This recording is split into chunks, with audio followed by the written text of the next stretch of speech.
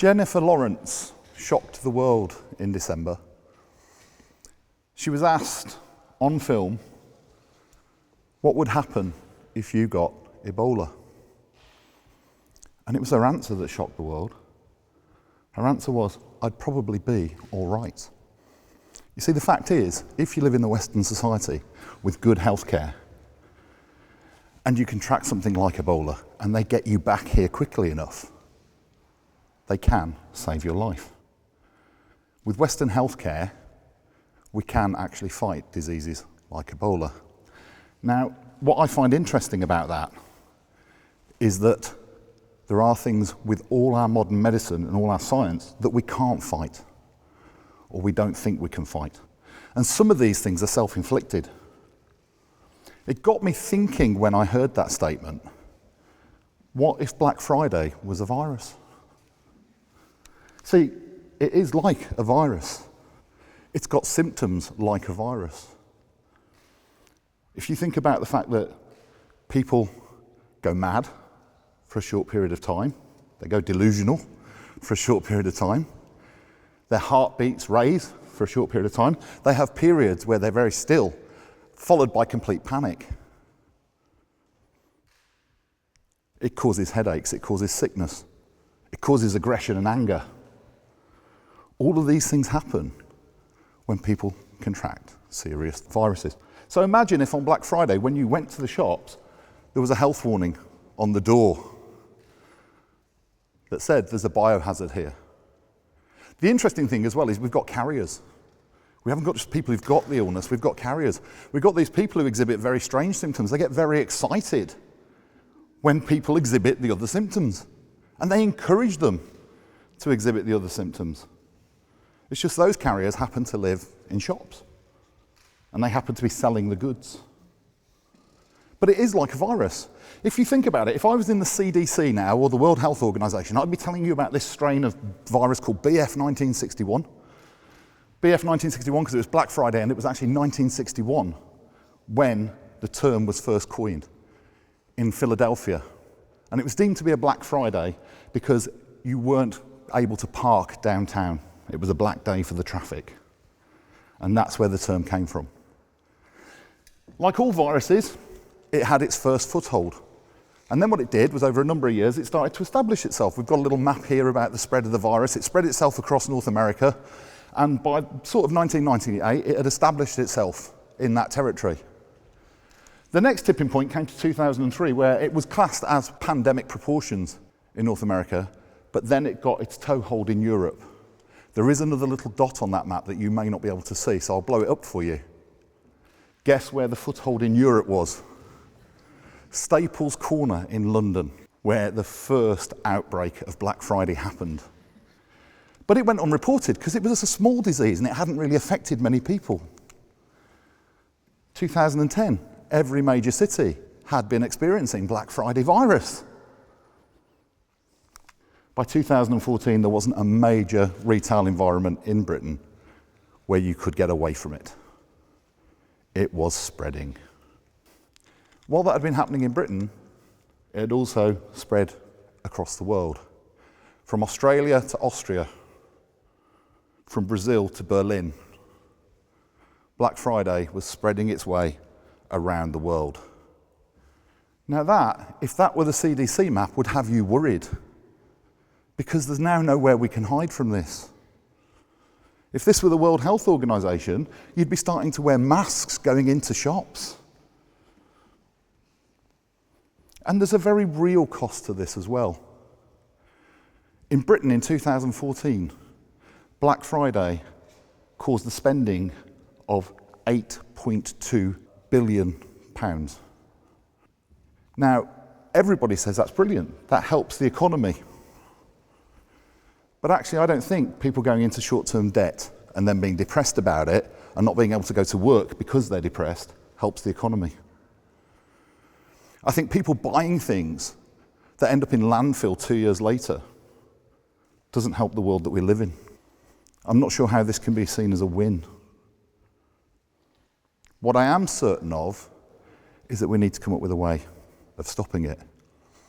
I'm certain that now there is actually a website, believe it or not, that focuses on people's injuries and deaths caused by Black Friday.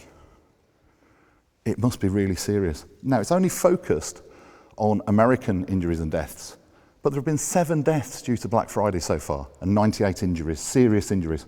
Of the deaths, 2 men shot each other to death in a Toys R Us store because their girlfriends were fighting over a toy. A worker in a supermarket in America got stampeded by a crowd to get the last television on the shelf. It would be laughable if it wasn't so horrendous. Some of the injuries, a woman shopper pepper spraying other people to keep them away from the things that she wanted. I just find it sad and mad. I wonder what my grandparents, I wonder what the people who worked in this place would make of the behaviour that they saw exhibited on that day. But it's a fact of modern life, and it's something that we live with. Interestingly, until last year, it was something I was completely ignorant of. I'm not a virus expert. I'm actually a guy who got involved in IT at an early age. For some of the younger people in the audience, that's not me putting food into a microwave. That's a computer, that's a computer monitor. That's what they used to look like when I was your age. And that's probably one of the few photos in public of me with a tie that you'll ever see, actually. But I started in IT, and I did very well at it. I became self-employed, built a couple of businesses, and I did okay. And actually, the idea of having to hunt for a bargain never really occurred to me. The idea of having to do that sort of thing just so that the kids could get what they wanted had never really been a feature of my life. I'd had a blessed life, and I have a blessed life.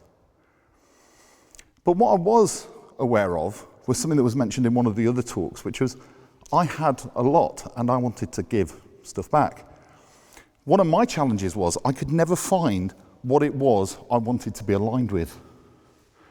So the modern term is I became a voluntourist, which is somebody who travels around trying to pick the thing that they want to dedicate their spirit to, dedicate their soul to. Here's me with my wife. We both dared each other to shave all our hair off. Now, I think she was a lot braver than me in doing that. I mean, most people just accepted that's the way I was. But for her, that was real bravery. She walks into business meetings every day, and she had to walk in to business meetings having shaved all her hair off, gone shiny bald. As it turns out, we were raising money for a small charity there called Weiss, who operate in the Gambia. And it was probably a good idea we had all our hair shaved off, because when we got there, we realised most of the kids had all their hair shaved off too. But it was amazing. Being able to raise the money and take it to that village and being able to work with the kids in that village was an absolutely fantastic thing to do. But I got home, got on the plane, got home, and within a week, my heart had sunk again. It wasn't the cause for me. It wasn't the thing I was going to be dedicated to. So I carried on looking around. Who remembers last summer?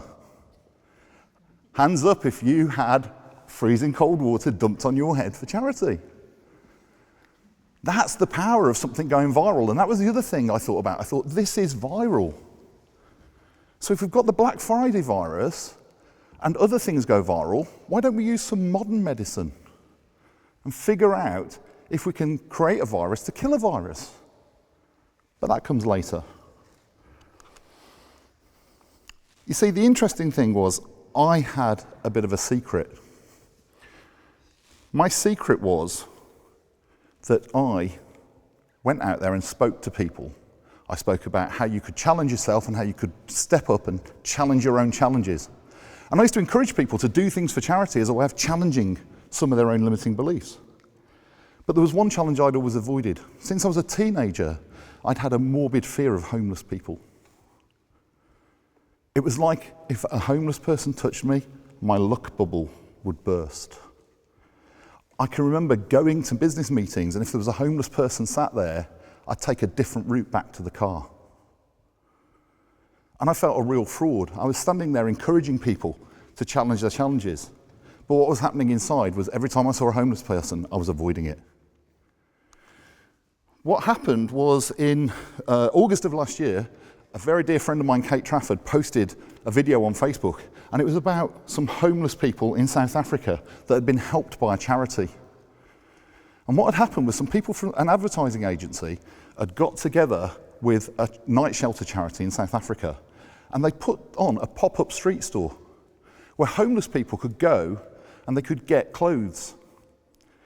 It was only there for a day, and the important thing about it being a shop was when you are homeless, when you are a rough sleeper, the first thing you lose in all things is choice and the dignity that goes with choice. So the ability to go to a shop and actually choose what you wanted was a way of giving them some of their dignity back. Now, I loved that idea. I felt compassion for the people, and I made a decision. I decided I was going to run the first street store in Britain.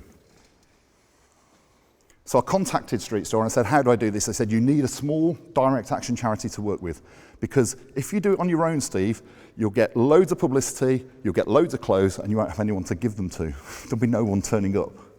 So get to work with a small direct action charity. I found Coffee for Craig, another business contact of mine, put me in touch with Coffee for Craig, started by Risha and Fee Lancaster. The reason they started it was Craig was Risha's brother. He was a rough sleeper and he died on the streets. He died in a car park. And they couldn't help him, but they wanted to help other people. So they started out by going out onto the streets at night, buying coffees and handing them to people and saying, that's from Craig. That's where it started. Within a few months, they were running a soup kitchen. They now run a soup kitchen 3 nights a week in Manchester, and they serve over 500 people a week.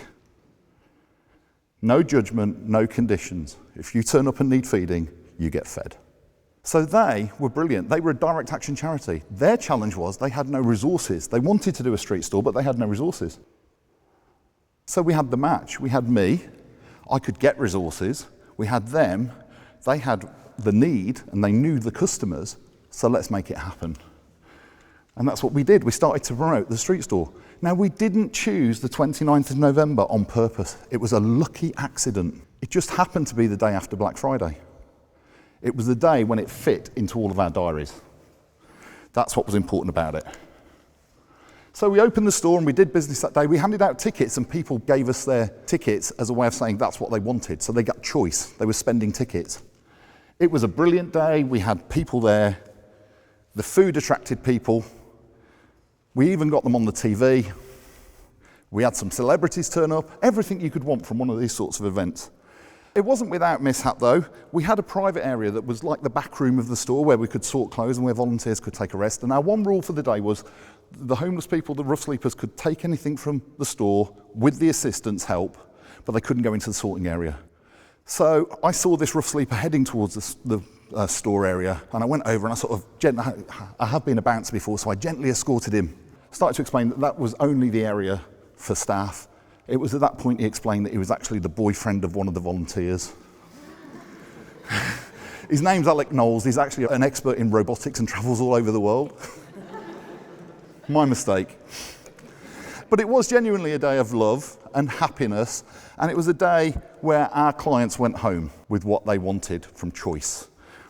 So then all we had to do was take everything down again, give each other a hug, and tell each other how brilliantly we'd done, and then walk away. We produced some statistics and we put those out there on the internet so that people could see what we'd done. But come the Monday morning and come Tuesday, I started to get that grey feeling again. Was this just something else that I'd visited? Something that was great for then. Then I remembered Paul. All the photos you've seen, by the way, were produced by one of the volunteers, a guy called Jensen Forshaw. Not a professional photographer, but that's his passion and that's what he's done. He sent me these pictures on Tuesday at 2:20 in the afternoon. And then I found out what my passion was. See, Paul was one of the rough sleepers that came that day. And what Paul did was he ferreted through every box he could find. And his helper said, Paul, why are you doing this? He said, I'll tell you in a minute. Carried on rooting through his boxes. And then he came to his helper and he said, I've heard about you normal people. I've heard about Black Friday. I've heard about you bashing each other over the head just to get a television. Well, if that's the world you live in, you can keep it. Because today, us homeless people, we've had dignity and we've had respect and we've had self-respect. So today, we're having a Rainbow Saturday. You keep your Black Friday, we'll have a Rainbow Saturday. And that's what we had. We had a Rainbow Saturday. And that really got me thinking, so hang on, if we've got this Black Friday virus and Cyber Monday virus, what happens if we get a rainbow virus to overtake it? What happens if we get a rainbow virus to see it off? When there's Black Friday, what happens if the day after Black Friday we have Rainbow Saturdays? And what happens if we use that as a way of lifting people's spirits and reminding them of the humanity that we've got, not the greed? Wouldn't that be a good idea? So I thought about that and I thought, well, what you really need to make that happen is you need direct action charities. They know how to do stuff, like the street store, like Coffee for Craig, their soup kitchen. You need to mix them with some creative people who can actually get that knowledge out of them. People like business analysts, and create blueprints. So if you want to run a pop-up shop, here's a blueprint for it. If you want to run a soup kitchen, here's a blueprint for it. If you want to run a charity that renovates furniture, here's a blueprint for it. And what do? You make those available via the internet. And then what you do is when the news starts promoting Black Friday, you get all these experts who know about this stuff to go and speak on the media about what's going to happen on Rainbow Saturday. So all the billions that the big companies are spending on Black Friday advertising, you just jump on the back of. You newsjack it and promote Rainbow Saturdays. Now, that's not my idea, that's Paul's idea. I went to do the street store because I just wanted one goal, and that was to be able to touch a homeless person. But actually, it was the homeless person that touched me. Thank you.